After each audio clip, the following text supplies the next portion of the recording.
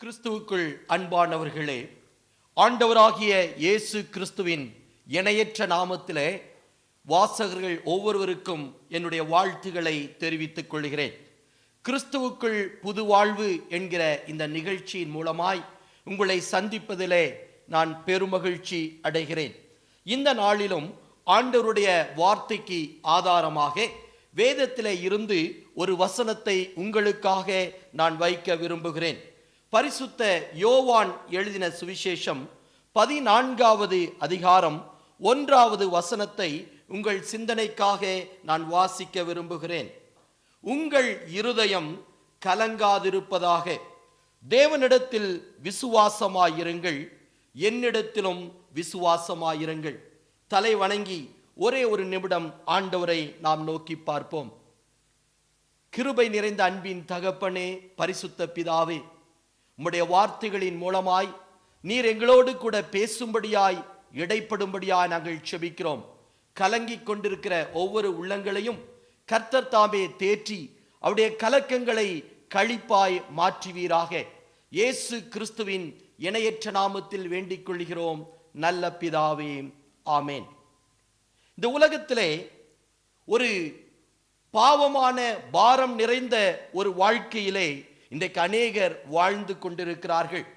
நாம் வாழ்ந்து கொண்டிருக்கிற இந்த உலகமானது கலக்கங்கள் நிறைந்த ஒரு உலகம், கண்ணீர் நிறைந்த ஒரு உலகம், வேதனை நிறைந்த ஒரு உலகம், துக்கமான ஒரு உலகத்திலே நாம் வாழ்ந்து கொண்டிருக்கிறோம். ஒருவேளை வெளிப்பிரகாரமாய் பார்க்கிற வேளையிலே அநேகர் சந்தோஷமாய் மகிழ்ச்சியாய் இருப்பதை போல ஒரு காரியம் தென்படலாம். ஆனால் உள்ளான இருதயத்திலே இன்னைக்கு அநேகருடைய வாழ்க்கையிலே வேதனையும் கண்ணீரும் கலக்கமும் காணப்பட்டு கொண்டிருக்கிறது. ஆனால் ஆண்டவராகிய இயேசு கிறிஸ்து சொல்லுகிறார், உங்கள் இருதயம் கலங்காதிருப்பதாக. பாருங்கள், ஒரு முறை ஒரு மனோதத்துவ ஒரு டாக்டர் இடத்திலே ஒரு மனிதர் கடந்து போனார். கடந்து போய் அவர் இப்படியாக சொன்னார், ஐயா, என்னுடைய வாழ்க்கையிலே நான் சந்தோஷமாயிருக்க விரும்புகிறேன், என்னுடைய வாழ்க்கையிலே நான் களிப்பாய் இருக்க விரும்புகிறேன். ஆனால் ஒரு இனம் புரியாத ஒரு கலக்கம் என்னுடைய வாழ்க்கையிலே இருக்கிறது என்று சொல்லி அந்த மனிதர் அந்த வைத்தியரை பார்த்து சொன்னார். அப்போது இந்த வைத்தியர் ஒரு கணம் யோசித்தார். அப்போது அந்த மனிதரை பார்த்து இந்த டாக்டர் சொன்ன ஒரு காரியம், ஐயா, உங்களுடைய கலக்கங்கள் மாறி நீங்கள் களிப்பாக மாறுவதற்கு நான் ஒரு ஆலோசனை சொல்லுகிறேன், செய்வீர்களா என்று கேட்டார். அப்போது இந்த மனிதர் சொன்னார், ஐயா, நான் அதை கண்டிப்பாக செய்வேன் என்று சொல்லி. அப்போது அந்த வைத்தியர் சொன்ன ஒரு காரியம், இந்த பட்டணத்திலே ஒரு நல்ல ஒரு சர்க்கஸ் கம்பெனி வந்திருக்கிறது. இந்த சர்க்கஸிலே ஒரு கோமாளி ஒருவர் இருக்கிறார். இந்த கோமாளி அங்கே வருகிற எல்லாரையும் அங்கே பலவிதமான வேடிக்கைகள் செய்து அவர்களை வயிறு குலுங்க சிரிக்க வைக்கிறான். ஆகவே இந்த சர்க்கஸ் கம்பெனிக்கு நீங்கள் கடந்து போவீர்கள் என்று சொன்னால் உங்களுடைய கலக்கங்கள் மாறி களிப்பாக மாறும் என்று சொல்லி அந்த மனோதத்துவ டாக்டர் இந்த மனிதருக்கு ஆலோசனை சொன்னார். அப்போது இந்த ஆலோசனை கேட்கும்படியாய் வந்த இந்த மனிதர் ஒரு கணம் கண்ணீரோடு கூட காணப்பட்டார். அந்த டாக்டரை பார்த்து அவர் சொன்ன ஒரு காரியம், ஐயா, அங்கே இந்த சர்க்கஸ் நிகழ்ச்சிக்கு வருகிற எல்லாரையும் நான் வயிறு குலுங்க சிரிக்க வைத்து அவருடைய கண்ணீர்களை நான் களிப்பாக மாற்றுகிறேன். ஆனால் என்னுடைய சொந்த வாழ்க்கையிலேயோ மகிழ்ச்சி இல்லை. அநேகரை சந்தோஷப்படுத்துகிற மனிதன் நான் தான், ஆனால் என்னுடைய சொந்த வாழ்க்கையிலே வேதனை, என்னுடைய சொந்த வாழ்க்கையிலே கண்ணீர், என்னுடைய சொந்த வாழ்க்கையிலே கலக்கம் என்று சொல்லி அந்த மனிதர் இப்படியாக சொன்னாராம். அருமையான தேவ பிள்ளையே, இன்னைக்கு அநேகருடைய வாழ்க்கையிலே வெளிப்பிரகாரமாய் பார்க்கிற வேளையிலே சந்தோஷமாய் இருப்பதை போல ஒரு போலியான தோற்றம் இருக்கும். ஆனால் உள்ளான வாழ்க்கையிலே அநேகருடைய வாழ்க்கையிலே கண்ணீர்களும் கலக்கங்களும் வேதனைகளும் காணப்படுகிற ஒரு சூழ்நிலையை நாம் பார்க்கிறோம். வேதத்திலே அங்கே கலக்கத்தோடு இருந்த ஒரு பட்டணத்தை குறித்து இந்த நாளிலே நான் உங்களோடு கூட நான் பேச விரும்புகிறேன். எஸ்தருக்கு எழுதின புஸ்தகம், எஸ்தரின் சரித்திரம் 3வது அதிகாரம் 15வது வசனத்தை உங்களுக்காக நான் வாசிக்கிறேன். அந்த அஞ்சற்காரர் ராஜாவின் உத்தரவினால் தீவிரமாய் புறப்பட்டு போனார்கள். அந்த கட்டளை சூசான் அரண்மனையில் பிறந்தது. ராஜாவும் ஆமானும் குடிக்கும்படி உட்கார்ந்தார்கள். சூசான் நகரம் கலங்கிற்று. இங்கே நாம் பார்க்கிறோம், ஒரு தனிப்பட்ட மனிதன் அல்ல, ஒரு குடும்பம் அல்ல, ஒரு சமுதாயம் அல்ல, 127 நாடுகளின் தலைநகரமாகிய சூசான் நகரம் அங்கே கலங்கிக் கொண்டிருந்த ஒரு காரியத்தை நாம் பார்க்கிறோம். ஒருவேளை நமக்குள்ளாக ஒரு கேள்வி எழும்பக்கூடும், ஏன் இந்த பட்டணம் கலங்கிக் கொண்டிருக்கிறது? இந்த பட்டணத்தின் கலக்கத்திற்கு காரணம் என்ன என்று சொல்லி ஒருவேளை நீங்கள் யோசிக்க கூடும்.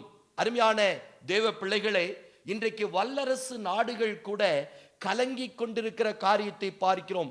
தீவிரவாதங்களும் வன்முறைகளும் பலவிதமான தீமையான காரியங்களும் இந்த உலகத்திலே வளர்ந்து வருகிற இந்த நாட்களிலே அநேக வல்லரசுகள் கூட கலங்கிக் கொண்டிருக்கிறது.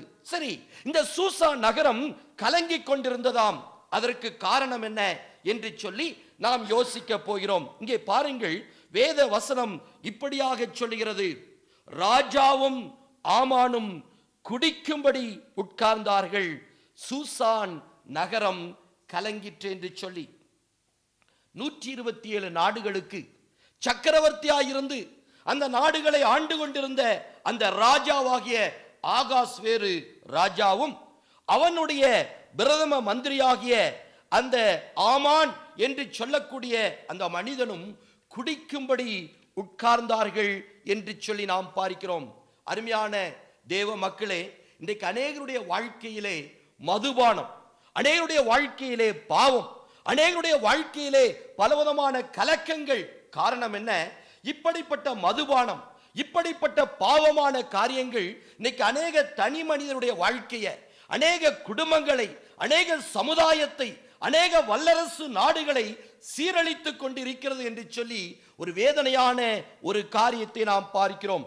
நீதிமொழிகளின் புஸ்தகம் 31வது அதிகாரம் 4-5 வசனங்களை உங்களுடைய சிந்தனைக்காக நான் வாசிக்க விரும்புகிறேன். திராட்சரசம் குடிப்பது ராஜாக்களுக்கு தகுதி அல்ல, லேமுவேலே, அது ராஜாக்களுக்கு தகுதி அல்ல. மதுபானம் பிரபுக்களுக்கு தகுதி அல்ல. மதுபானம் பண்ணினால் அவர்கள் நியாய பிரமாணத்தை மறந்து சிறுமைப்படுகளுடைய நியாயத்தையும் புரட்டுவார்கள் என்று சொல்லி வேதம் சொல்லுகிறது. அன்பானவர்களே, 127 நாடுகளுக்கு சக்கரவர்த்தியாயிருந்த இந்த ஆகாஸ்வேரு ராஜாவுக்கு எத்தனை பொறுப்புகள் இருந்திருக்க வேண்டும், எத்தனை கடமைகள் இருந்திருக்க வேண்டும். ஆனால் கடமைகளை மறந்து, பொறுப்புகளை மறந்து, அவனும் அவனுக்கு அடுத்தபடியாயிருந்த பிரதம மந்திரியாகிய அந்த ஆமான் என்று சொல்லுகிற மனிதனும் அங்கே குடிக்கும்படி உட்கார்ந்து அங்கே குடித்து வரித்திருந்தார்கள். ஆனால் பட்டணமோ கலங்கிக் கொண்டிருந்தது. இதை கேட்டுக்கொண்டிருக்கிற அருமையான தேவ பிள்ளையே, இன்னைக்கு அநேகருடைய வாழ்க்கையிலே விளையாட்டாய் ஆரம்பித்த சிறு பாவங்கள் அது ஒவ்வொரு நாளும் அவர்களுக்குள்ளாய் வேரூன்றி வளர்ந்து வளர்ந்து அது விட முடியாத பாவ பழக்கங்களாய் மாறிவிட்டது. இப்படிப்பட்ட குடி பழக்கத்தினாலே, மதுபானத்தின் காரியங்களினாலே, பாவ பழக்கங்களினாலே அநேக தனிமனிதனுடைய வாழ்க்கை அங்கே சீரழிந்து கொண்டிருக்கிறது. குடும்பங்கள் அழிந்து கொண்டிருக்கிறது. சமுதாயங்கள் பலவிதமான தீமையான காரியங்களிலே கடந்து போய் கொண்டிருக்கிறது. காரணம் என்ன தெரியுமா? பாவம். அருமையான தேவனுடைய பிள்ளையே, பாவத்தின் சம்பளம் மரணம் என்று சொல்லி வேதம் சொல்லுகிறது.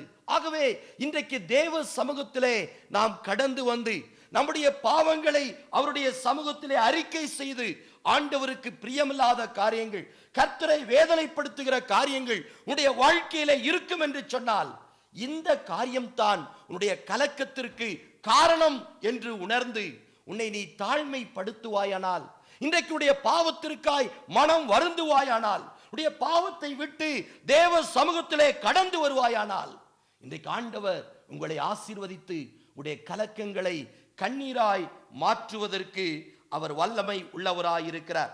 30வது சங்கீதம் 5வது வசனம் இப்படியாக சொல்கிறது, அவருடைய கோபம் ஒரு நிமிஷம், அவருடைய தயவோ நீடிய வாழ்வு.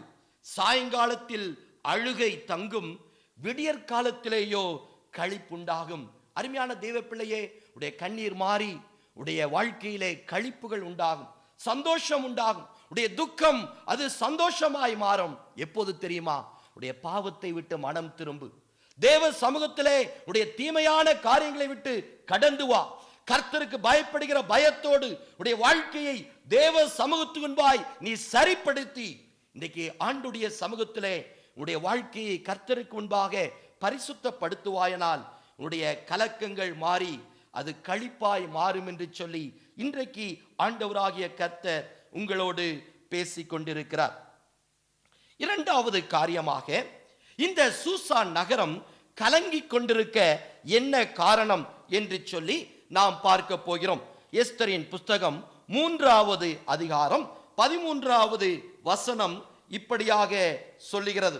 ஆதார் மாதமான 12ஆம் மாதம் 13ஆம் தேதியாகிய ஒரே நாளிலே சிறியோர் பெரியோர் குழந்தைகள் ஸ்திரீகள் ஆகிய சகல யூதரையும் அழித்து கொன்று நிர்மூலமாக்கவும் அவர்களை கொள்ளையிடவும் அஞ்சற்காரர் கையிலே ராஜாவின் நாடுகளுக்கெல்லாம் கட்டளைகள் அனுப்பப்பட்டது. இங்கே பாருங்கள், ஆண்டவரால் தெரிந்து கொள்ளப்பட்ட முன்குறிக்கப்பட்ட இந்த தேவ ஜனங்களாகிய யூதருக்கு விரோதமாய் அவர்களை அழித்து கொன்று நிர்மூலமாக்கும்படியாக அங்கே ஒரு சட்டம் இயற்றப்பட்டது. அவர்களை அழித்து கொன்று நிர்மூலமாக்கும்படியாய் அந்த சட்டத்திற்கு முத்திரை வைக்கப்பட்டது. 127 நாடுகளுக்கும் அந்த செய்தி அங்கே அனுப்பப்பட்டது. அன்பானவர்களே, அந்த அழிவின் செய்தி தீவிரமாய் கடந்து போய் கொண்டிருக்கிறது. ஆகவே அந்த 127 நாடுகளிலும் வேதனை, கண்ணீர், கலக்கம். காரணம் என்ன தெரியுமா? அந்த 12வது மாதம் 13ஆம் தேதியாகிய ஒரே நாளிலே யூத குலம் வேரோடு அழிக்கப்பட போகிறது என்கிற அந்த துக்கத்தின் செய்தியை, அழிவின் செய்தியை கேட்டவர்களாக 127 நாடுகளின் தலைநகரமாகிய சூசான் நகரம் கலங்கிக் கொண்டிருக்கிறது என்று சொல்லி வேதத்திலே பார்க்கிறோம். அருமையான தேவ பிள்ளையே, நீ ஆண்டவருடைய பிள்ளையாய் இருப்பதினாலே, நீ கிறிஸ்தவனாய் இருப்பதினாலே, நீ ஒரு விசுவாசியாய் கர்த்தருக்கு பிரியமான ஒரு மகனாய் மகளாய் நீங்கள் வாழ்ந்து கொண்டிருப்பதினாலே ஒருவேளை உடைய வாழ்க்கையிலே பலவிதமான பாடுகள் கடந்து வரலாம், பலவிதமான வேதனைகள் கடந்து வரலாம். ஒருவேளை காரணமில்லாமல், முகாந்தரமில்லாமல் உங்களை பகைக்கலாம். அன்பான தேவ பிள்ளைகளே, அதை குறித்து நாம் கலங்க வேண்டிய அவசியமில்லை. காரணம், நாம் உலகத்தாராய் இராதபடினாலே, உலகத்திற்கு ஒத்த வேஷம் தரிக்காத தேவ பிள்ளைகளாய் நீங்கள் இருப்பதினாலே இந்த உலகம் உங்களை பகைக்கத்தான் செய்யும். ஆகவே அதற்காக நாம் கலங்கவோ அதற்காக சோர்ந்து போக வேண்டிய அவசியம் இல்லை என்று சொல்லி ஆண்டவருடைய வார்த்தை சொல்லுகிறது. 1 பேதுருவின் புஸ்தகம் 4வது அதிகாரம் 16வது வசனத்தை உங்களுடைய சிந்தனைக்காக நான் வாசிக்க விரும்புகிறேன். ஒருவன் கிறிஸ்தவனாய் இருப்பதினால் பாடுபட்டால் வெட்கப்படாமல் இருந்து அது நிமித்தம் தேவனை மகிமைப்படுத்த கடவன். அருமையான தேவ பிள்ளையே, நீ ஆண்டவருடைய பிள்ளையாய் இருப்பதினாலே, கர்த்தருக்கு பயந்து வாழ்ந்து கொண்டிருப்பதினாலே அநேக வேதனைகள் உடைய வாழ்க்கையில கடந்து வருகிறதா? உடைய சொந்த ஒருவேளை வீட்டாரே உங்களை பகைக்கிறார்களா? உடைய சொந்த குடும்பமே உங்களை வெறுக்கிறதா? உங்களை புறம்பே தள்ளிவிட்டார்களா? நீங்கள் கவலைப்பட வேண்டிய அவசியமில்லை. காரணம் என்ன தெரியுமா? இது ஒன்றும் புதிதான ஒரு காரியம் அல்ல, இது ஒன்றும் புரியாத ஒரு புதிர் அல்ல. நாம் இந்த உலகத்தார் அல்ல, இந்த உலகத்திற்கு ஒத்த வேஷம் தரிக்கிறவர்கள் அல்ல. We are living in this world, but we are not of this world. We are a peculiar people for the Lord, a chosen generation for the Lord. ஆகவேதான் இந்த உலகம் நம்மை பகைக்கிறதாய் காணப்படுகிறது. ஆனால் சந்தோஷப்பட்டு களி கூறும்படியாய் ஆண்டவராகிய கர்த்தர் இன்றைக்கு தேவ ஜனங்களோடு பேசிக் கொண்டிருக்கிறார். மத்தேயு 5:11-12 வசனங்கள். என் நிமித்தம் உங்களை நிந்தித்து துன்பப்படுத்தி பலவிதமான தீமையான மொழிகளையும் உங்கள் பேரில் பொய்யாய் சொல்வார்களானால் பாக்கியவான்களாயிருப்பீர்கள். சந்தோஷப்பட்டு களி கூறுங்கள், பரலோகத்தில் உங்கள் பலன் மிகுதியாயிருக்கும். உங்களுக்கு முன்னிருந்த தீர்க்கதரிசிகளையும் அப்படியே துன்பப்படுத்தினார்களே. அருமையான தேவ பிள்ளையே, நீ ஆண்டவருடைய பிள்ளையாய் இருப்பதினாலே பாடுகளை அனுபவிக்கிறீர்களோ, வேதனைப்படுகிறீர்களோ, இந்த உலகம் உங்களை புறம்பே தள்ளிவிடுகிறதோ, அன்பான மகனே மகளே, உடைய வாழ்க்கையிலே சோர்ந்து போகாதே. வீடு கட்டுகிறவர்கள் ஆகாது என்று தள்ளின கல்லே மூளைக்கு தலைக்கல்லாகிற்று என்று நாம் வேதத்தில் வாசிக்கிறோம். இந்த உலகம் உங்களை புறம்பே தள்ளலாம், இந்த உலகம் உங்களை வெறுக்கலாம். பாருங்கள், இந்திய தேசத்திலே சாது சுந்தர் சிங் சீக்கிய அந்த குலத்திலே, அப்படிப்பட்ட ஒரு குடும்பத்திலே பிறந்தவர். ஆண்டவராகிய இயேசு கிறிஸ்து அவருடைய வாலிப நாட்களிலே அவருக்கு தரிசனம் கொடுத்து நான் அவரே உண்மையான தெய்வம் என்று வெளிப்படுத்தினபடினாலே சாது சுந்தர் சிங் ஆண்டவராகிய இயேசு கிறிஸ்துவை தன்னுடைய சொந்த இரட்சகராக ஏற்றுக்கொண்டார். ஆனால் அது நிமித்தமாய் அவர் பட்ட பாடுகள் கொஞ்சமல்ல. இதோ சொந்த குடும்பத்தாலேயே புறக்கணிக்கப்பட்டார், சொந்த குடும்பத்தாலேயே அவர் தீண்டாதவர் என்று புறக்கணிக்கப்பட்டார். ஒரு கீழான சமுதாயத்தை சார்ந்தவரை போல குடும்பத்திலே நடத்தப்பட்டார், வீட்டை விட்டு துரத்தப்பட்டார், பலவிதமான பாடுகள் துன்பங்கள்.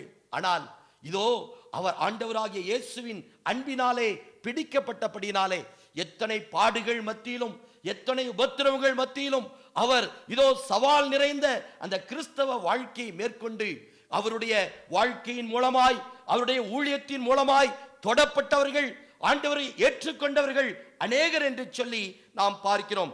ஆகவே கிறிஸ்துவின் நிமித்தம் நம்முடைய வாழ்க்கையில வருகிற பாடுகளிலும் உபத்திரவங்களிலும் நாம் சோர்ந்து போகக்கூடாது என்று சொல்லி இன்றைக்கு ஆண்டவராகிய கர்த்தர் உங்களை உற்சாகப்படுத்தி உங்களோடு கூட பேசிக் கொண்டிருக்கிறார். சரி, சூசா நகரம் கலங்கி கொண்டிருந்தது. அப்படியானால் இந்த கலக்கத்திற்கு என்ன காரணம் என்று பார்த்தோம். அங்கே மதுபான வெறியினாலே நிறைந்திருந்த ராஜாவும் அவருடைய பிரதம மந்திரியுமாக சேர்ந்து இதோ யூதருக்கு விரோதமாய் ஒரு சற்பனையை அங்கே உண்டு பண்ணி அவர்களுக்கு விரோதமாய் ஒரு சட்டத்தை இயற்றி அதை 127 நாடுகளிலும் அனுப்பி வைத்தார் என்று பார்க்கிறோம். அருமையான தேவ பிள்ளையே, ஆவிக்குரிய யூதனாகிய உனக்கும் கூட இப்படிப்பட்ட போராட்டங்கள் வரலாம், உன்னுடைய வாழ்க்கையிலும் இப்படிப்பட்ட தீமையான காரியங்கள் கடந்து வரலாம். ஆனால் சோர்ந்து போகாமல் கர்த்தரை உறுதியாய் பற்றி பிடித்துக் கொள்வோம். இப்படியாக அந்த சட்டம் இயற்றப்பட்ட போது அங்கே மொர்தெகாய் அங்கே எஸ்தரை பார்த்து ஒரு காரியத்தை சொல்கிறார். என்ன காரியத்தை சொல்லி அனுப்புகிறார்? நீ இந்த காலத்திலே மௌனமாயிருந்தால் யூதருக்கு சகாயமும் ரட்சிப்பும் வேறொரு இடத்திலிருந்து எழும்பும், அப்பொழுது நீயும் உன் தகப்பன் குடும்பத்தாரும் அழிவீர்கள். அருமையான தேவ பிள்ளையே, கலங்கி கொண்டிருக்கிற தேவ பிள்ளையே, இந்த காலகட்டத்திலே நாம் செய்ய வேண்டிய காரியம் என்ன என்று சொல்லி வேதம் நமக்கு அறிவுறுத்துகிறது. பாருங்கள், இந்த மொர்தெகாய் இந்த செய்தியை எஸ்தருக்கு சொல்லி அனுப்பின போது இந்த எஸ்தர் என்ன செய்கிறாள் பாருங்கள். 3 நாள் உபவாசத்தை அவள் கூறுகிறாள். அவள் சொல்லுகிறாள், நானும் என்னுடைய தாதிமார்களும் 3 நாள் புசியாமலும் குடியாமலும் இருந்து தேவ சமூகத்தை நோக்கி நாங்கள் கூப்பிட போகிறோம். அப்படியே இந்த செய்தியை இதோ எல்லா யூத ஜனத்தாரான மக்களுக்கும் அறிவித்து அவர்களும் தேவ சமூகத்தை உபவாசத்தினாலே தேடுவதற்கு நீங்கள் சொல்ல வேண்டும் என்று சொல்லி பிரகடனப்படுத்த வேண்டும் என்று அங்கே எஸ்தர் சொல்லி அனுப்புகிறாள். அன்பான தேவ பிள்ளையே, ஆண்டவராகிய கர்த்தர் சொல்லுகிறார், என் நாமம் தரிக்கப்பட்ட என் ஜனங்கள் தங்களை தாழ்த்தி ஜெபம் பண்ணி என் முகத்தை தேடி தங்கள் பொல்லாத வழிகளை விட்டு திரும்பினால் அப்பொழுது பரலோகத்தில் இருக்கிற நான் பார்த்து அவருடைய பாவங்களை மன்னித்து அவர்கள் தேசத்திற்கு சேமத்தை வர்ஷிக்க பண்ணுவேன். அன்பான தேவ பிள்ளையே, இன்றைக்கு நீ செய்ய வேண்டிய காரியம் என்ன? ஆண்டவராகிய தேவனுடைய முகத்தை ஜெபத்தினாலும் உபவாசத்தினாலும் மன்றாட்டு ஜெபத்தினாலும் தேவ சமூகத்தை நோக்கி பார்க்க நாம் இதோ கடமைப்பட்டிருக்கிறோம். யோசபாத் என்ற ராஜாவுக்கு விரோதமாக 3 ராஜாக்கள் அங்கே கடலத்துணையாய் படையெடுத்து வந்தார்கள். அவன் செய்த காரியம் என்ன தெரியுமா? தேவனுடைய ஆலயத்திற்கு போய் அங்கே உபவாசத்தை கூறுவித்தான். அந்த தேசத்தின் ஜனங்கள் எல்லாரும் 3 நாள் தேவ சமூகத்திலே உபவாசத்தோடு கூட அவர்கள் காத்திருந்தார்கள். அன்பான தேவ பிள்ளையே, இந்த ஆண்டுடைய சமூகத்திலே உபவாசத்தோடு நாம் கடந்து வருவோம். ஜெபத்திலே ஆண்டவருடைய முகத்தை நோக்கி பார்ப்போம். கண்டிப்பாய் கட்டாயமாய் ஆண்டவராகிய தேவன் நமக்கு இரக்கம் செய்கிற ஆண்டவராய் காணப்படுகிறார். அன்பான தேவ பிள்ளையே, இந்த 3 நாள் புசியாமலும் குடியாமலும் இருந்து எஸ்தர் என்ன செய்கிறாள்? அங்கே உபவாசம் செய்து ஆண்டவருடைய முகத்தை நோக்கி பார்த்தாள். அது மாத்திரமல்ல, அந்த உபவாச நாட்கள் முடிந்த பிறகு அவள் செய்த காரியம் என்ன தெரியுமா? நான் செத்தாலும் சாகிறேன் என்று சொல்லி ராஜ சமூகத்திலே அவள் பிரவேசித்தாள். அருமையான தேவ பிள்ளையே, இன்றைக்கு திறப்பிலே நிற்பதற்கு ஆண்டவராகிய தேவன் உங்களை அழைத்திருக்கிறார். பாருங்கள், ஆண்டவர் சொன்னார், நான் தேசத்தை அழிக்காதபடிக்கு திறப்பிலே நிற்கவும், இதோ என்னுடைய முகத்தை தேடவும் ஒரு மனிதனை தேடினேன், ஒருவனையும் காணேன் என்று சொல்லி ஆண்டவர் சொல்லுகிறார். அருமையான தேவ பிள்ளையே, இன்றைக்கு ஜனம் அழிக்கப்படாதபடிக்கு, இதோ அழிந்து கொண்டிருக்கிற அநேக ஜனங்கள் நிர்மூலமாய் போகாதபடிக்கு, அவர்களுடைய ரட்சிப்பிற்காக நீங்கள் எஸ்தரை போல திறப்பின் வாயிலே நிற்பீர்களா என்று சொல்லி ஆண்டவர் கேட்கிறார். எஸ்தர் அந்த நாளிலே நான் செத்தாலும் சாகிறேன் என்று சொல்லி தன்னுடைய ஜீவனை பணயம் வைத்து அவள் திறப்பிலே கடந்து போனாள். இன்றைக்கு இப்படிப்பட்ட அருமையான தேவ பிள்ளைகளை ஆண்டவர் தேடிக்கொண்டிருக்கிறார். கர்த்தருக்காக நான் உயிரையும் கொடுக்க தயார் என்று சொல்லி ஆண்டவருடைய ஊழியத்திலே தங்களை ஈடுபடுத்திக் கொண்ட தேவ மக்களை கர்த்தர் தேடிக்கொண்டிருக்கிறார்.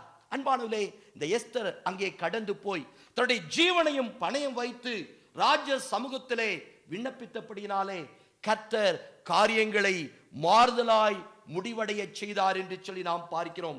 பாருங்கள், இந்த சரித்திரம் நமக்கு நன்றாக அறிந்த ஒரு சரித்திரம்.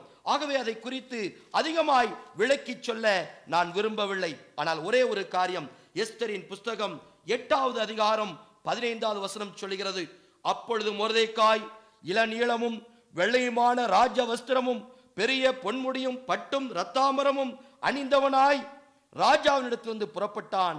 சூசா நகரம் ஆர்ப்பரித்து மகிழ்ந்திருந்தது. ஹல்லேலூயா! எந்த சூசா நகரம் கலங்கிக் கொண்டிருந்ததோ அதே சூசா நகரம் இப்பொழுது ஆர்ப்பரித்து மகிழும்படியாய் கர்த்தர் காரியங்களை வாய்க்க பண்ணினாராம். அருமையான தேவ பிள்ளையே, உடைய வாழ்க்கையிலே கண்ணீரோடு இருக்கிறீர்களா? வேதனையோடு இருக்கிறீர்களா? துக்கத்தோடு காணப்படுகிறீர்களா? எனக்கு ஏன் இந்த பாடுகள், எனக்கு ஏன் இந்த வேதனை, எனக்கு ஏன் இப்படிப்பட்ட சூழ்நிலை என்று சொல்லி உடைய வாழ்க்கையிலே கலக்கத்தோடு இருக்கிறாயா? கலங்கிக் கொண்டிருக்கிற சூசா நகரத்தின் கலக்கத்தை மாற்றிய அதே ஆண்டவர் இன்றைக்கு உன்னுடைய வாழ்க்கையில உடைய கலக்கங்களை மாற்றி உங்களை களிப்பாய் கழிகூறச் செய்வதற்கு கர்த்தர் வல்லமை உடையவராய் இருக்கிறார். ஆனால் ஒரே ஒரு காரியம், உடைய பாவத்தை விட்டு மனம் திரும்பு, தேவ சமூகத்தை நோக்கி கூப்பிடு, ஆண்டுடைய சமூகத்திலே இரக்கத்திற்காய் கெஞ்சு. அது மாத்திரமல்ல, எஸ்தரை போல செயல்படுகிற செயல் வீரர்களாய் நாம் மாறுவோம். நான் செத்தாலும் சாகிறேன் என்று சொல்லி அந்த எஸ்தர் கடந்து வந்தாள். அன்பான தேவனுடைய பிள்ளையே, இப்படியாய் தேவ சமூகத்திலே நீ கடந்து வந்து நீ விண்ணப்பித்து ஆண்டவருக்காய் செயல்படுவாயானால் கர்த்தர் காரியங்களை மாற்றி அமைத்து உன்னை ஆசீர்வதிக்க அவர் வல்லமை உடையவராய் இருக்கிறார். பாருங்கள், அந்த சூசா நகரம் ஆர்ப்பரித்து மகிழும்படியாய் அந்த சட்டத்தையே கர்த்தர் தலைகீழாய் மாற்றினார். எந்த நாளிலே யூதர்களை அழித்து கொன்று நிர்மூலமாக்க வேண்டும் என்று நினைத்தார்களோ அதே நாளிலே அந்த யூதர்கள் அவர்களுக்கு விரோதிகளை, அவர்களுக்கு விரோதமாய் எழும்பினவர்களை அழித்து கொன்று நிர்மூலமாக்கும்படியாய் கர்த்தர் சட்டத்தை மாற்றி அமைத்தார். அன்பான தேவ பிள்ளையே, இன்றைக்கு ஆண்டவரால் கூடாத காரியம் ஒன்றுமில்ல. உனக்காய் வழக்காடுகிற தேவன், உனக்காய் யுத்தம் செய்கிற தேவன், உனக்காக அற்புதங்களை செய்வீர்கள். அற்புதங்களை கர்த்தர் கட்டாயம் செய்வார். எந்த சூசா நகரம் கலங்கி கொண்டிருந்ததோ அதே சூசா நகரம் ஆர்ப்பரித்து மகிழ்ந்திருந்தது. அது மாத்திரமல்ல, எஸ்தர் இந்த சட்டத்தை எழுதி அவள் வேகமான குதிரைகள் மேலாக, கழுதைகள் மேலாக அந்த நற்செய்தியை அனுப்புகிறாள். இன்றைக்கும் கூட நற்செய்தி துரிதமாய் அறிவிக்கப்பட வேண்டும். அருமையான தேவ பிள்ளையே, இன்னைக்கு அநேகர் அழிந்து கொண்டிருக்கிறார்கள். ஆனால் அவர்களை அழிவு நின்று நீக்கும்படியாய், அவர்களை அழிவு நின்று கர்த்தருடைய ரட்சிப்பிற்குள்ளாய் கொண்டு வரும்படியாக நற்செய்தியை துரிதமாய் இதோ நாம் அறிவிக்கிற பணியிலே நாம் ஈடுபடுவோம்.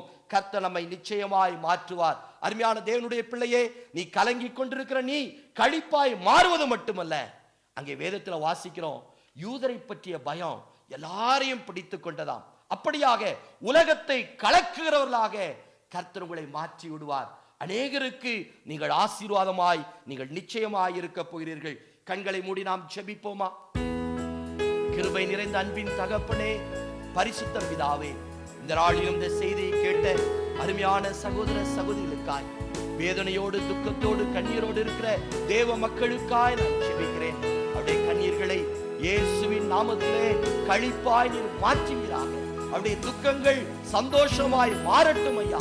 இவளை பாவம் அவருடைய வாழ்க்கையிலே காணப்படுமானால் தேவ சமூகத்திலே தங்களை தாழ்த்தி ஆண்டவருடைய இரக்கத்தை பெற்று உடைய இரட்சிப்பினாலே நிறைந்தவர்களாக ஆண்டவரே உடைய சந்தோஷத்தையும் உடைய சமாதானத்தையும் உடைய களிப்பையும் அவருடைய வாழ்க்கையிலே பெற்றுக்கொள்ள உதவி செய்யும். வியாதிகள் இயேசுவின் நாமத்திலே மாறுவதா, பிரச்சனைகள் இயேசுவின் நாமத்திலே மாறுவதா, சத்ருவின் போராட்டங்கள் இயேசுவின் நாமத்திலே மாறுவதா.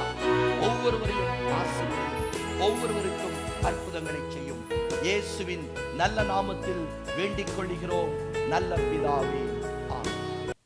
God bless you. கர்த்தர் உங்களை ஆசீர்வதிப்பாராக. ஆமென்.